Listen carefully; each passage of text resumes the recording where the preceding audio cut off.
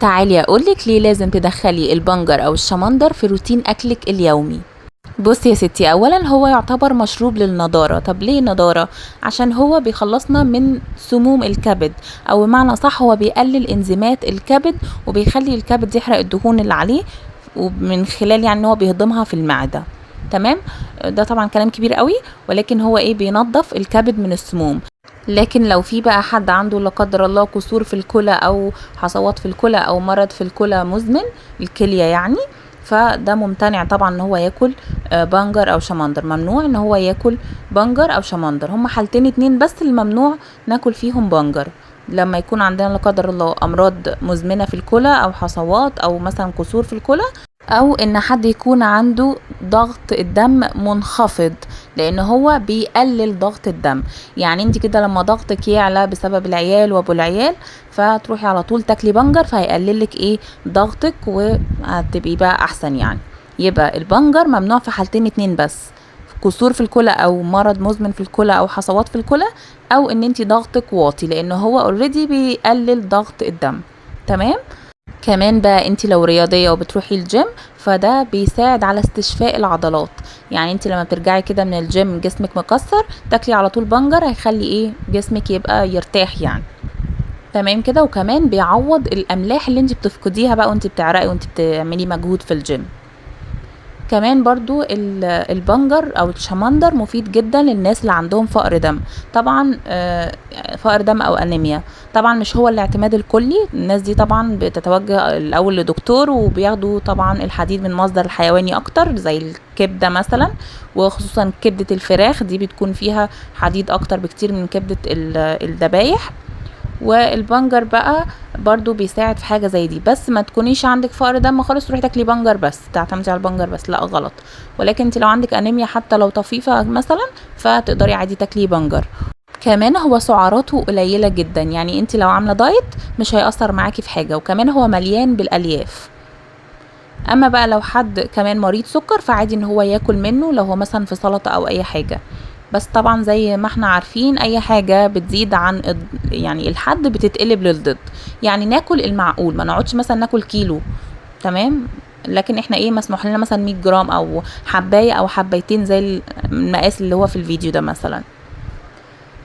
كمان الحديد اللي في البنجر ده لازم ناكل معاه حاجة فيتامين سي. يعني الفلفل فيها فيتامين سي، او البرتقال او الليمون، الحاجات اللي بيكون فيها ايه، فيتامين سي. وطبعا الفراولة وممكن الجوافة كمان. ليه؟ عشان الفيتامين سي ده بيساعد ان الحديد اللي في البنجر ده يمتص، او جسمك يمتصه. تمام كده. انا هنا بحب يعني ادخله في الاكل. في ناس بتاكله بقى مسلوق عادي، ولكن الفايدة كلها هو زي ما هو كده.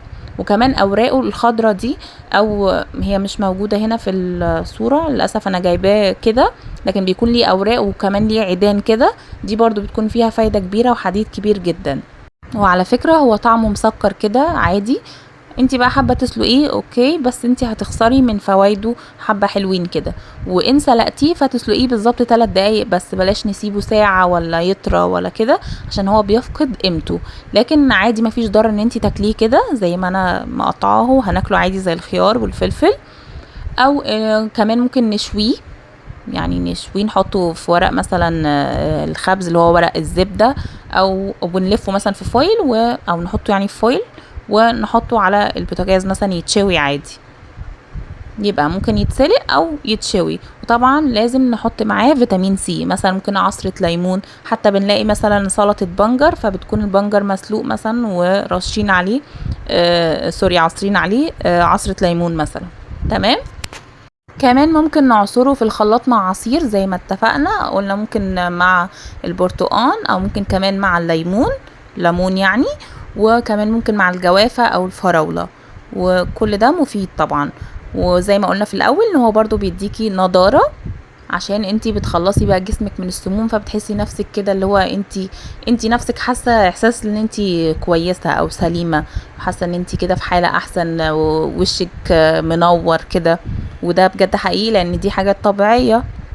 ويا سلام بقى لو مثلا ما تحطيش سكر، تحلي بعسل مثلا، عسل نحل طبيعي. وزي ما قلت لكم كمان ممكن ناكله كده بيكون طعمه مسكر خالص.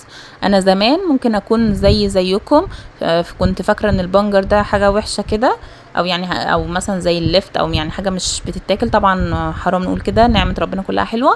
ولكن لما جربته كده صدفه وغصب عني عجبني قوي. ما كنتش متخيله ان هو هيبقى مسكر كده، او ان هو هيكون طعمه جميل كده. ومن ساعتها بقى وانا معتمداه كل فتره كده يعني كل ما الاقيه بجيبه، بس مش دايما للاسف بلاقيه يعني في السوق، ولكن لما بلاقيه بجيبه على طول. وده كده كان من اكلة النهاردة. طبق كده سلطة، يعني هو مش سلطة قوي، ده مش سلطة لان مفيهوش طماطم.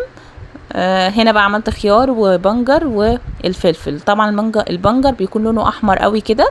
كمان انتي البنجر ده ممكن تستخدميه اصلا بدل الميك اب، ممكن تعمليه بدل اللي هو البلاشر، تحطيه على خدودك كده. يعني اللون الاحمر ده ممكن تدعكي بيه خدودك وشك وتدعكي بيه شفايفك، هيبقى كأنك مثلا حاطه نسيته حاطه تنت مثلا، كأنك حاطه تنت تدعكي بيه شفايفك كده وخدودك، بيبقى ثابت وكمان حاجه طبيعيه بدل الميك اب ونفس تأثير الميك اب يعني.